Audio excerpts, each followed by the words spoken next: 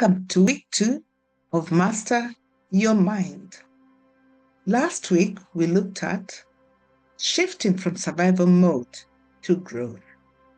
Today, we are going to look at fear, one of the biggest barriers to transformation. Fear is natural. It's the brain's alarm system. But when fear becomes constant, it turns into anxiety.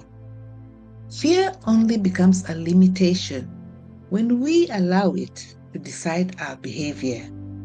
When you pause, breathe, and bring awareness to what you're feeling, the fear softens and the logical part of your mind switches back on.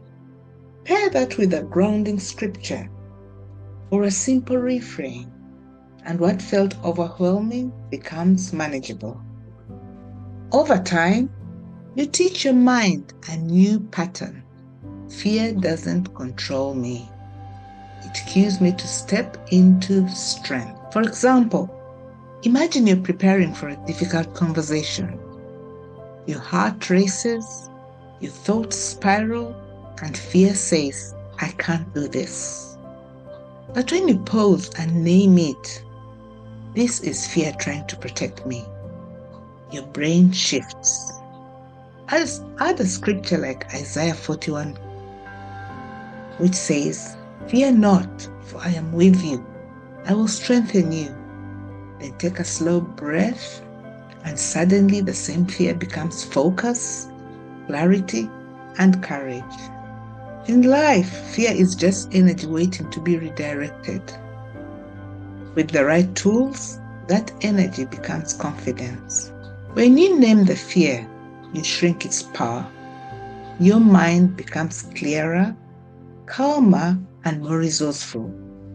Neurotheology reminds us that even your brain responds to faith-filled thought. For example, worship, prayer, and scripture meditations activate pathways of peace, not panic.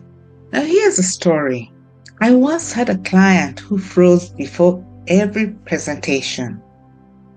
Her fear wasn't a lack of ability, it was her brain replaying an old script. You'll embarrass yourself. When we explored her story, she remembered a moment in childhood when a teacher laughed after she stumbled over her words. Her nervous system held on to that moment as if it were still happening. So every presentation felt like standing back in that same classroom.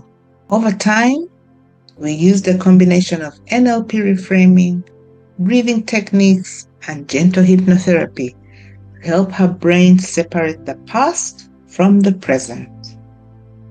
Instead of hearing, you'll embarrass yourself, she began hearing, you're prepared, you're calm, you can do this. She didn't erase the fear, she rewired it.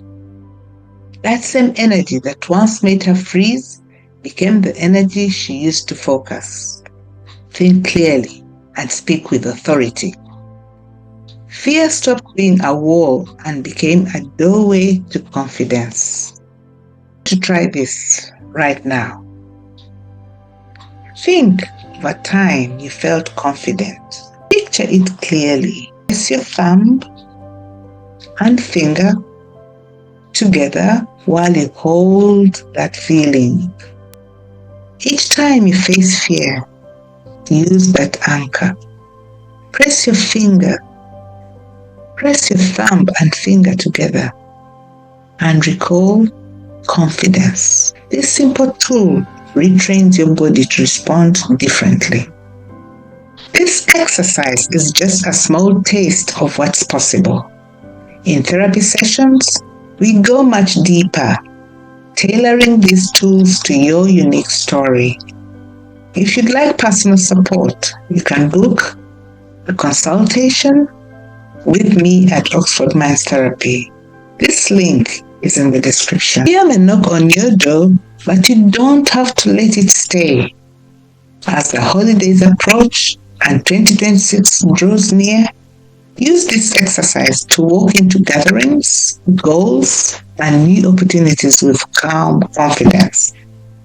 Share in the comments, what fear are you ready to reprogram into confidence, especially as you head into the holidays and prepare for the new year? Next week, we'll talk about habits, the hidden drivers that create lasting transformations.